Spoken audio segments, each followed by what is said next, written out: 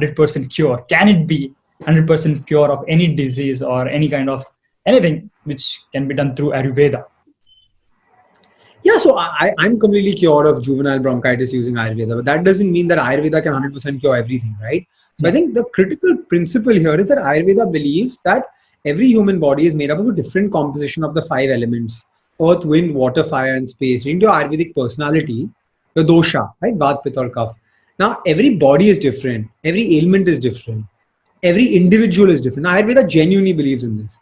So when people say, can you 100% guarantee me you'll cure this? I don't know what your body type is, what your ailment is, how long you've been suffering for, what level is, what stage it is, what your diet is, what your lifestyle is. Ayurveda is holistic, right?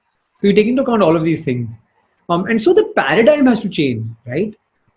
The thought process has to change. Have these medicines been successful? Yes. Have they been around for donkey's years? Yes. It's been 5,000 years that Ayurveda has been in existence. COVID came and went. COVID came and will go. Spanish flu came and went. World wars came and went. Ayurveda still stood the test of time, right? Ayurveda didn't go away. So that it's cured hundreds of millions of people, maybe even billions of people over the last 5,000 years. Yes, it has. But that doesn't mean that what you're suffering from is not unique. And so understanding what you're suffering from is also critical. But yes, we have the good fortune of having years and years and years of history and legacy behind us, and years and years and years of successful cases and successful medical treatments behind us.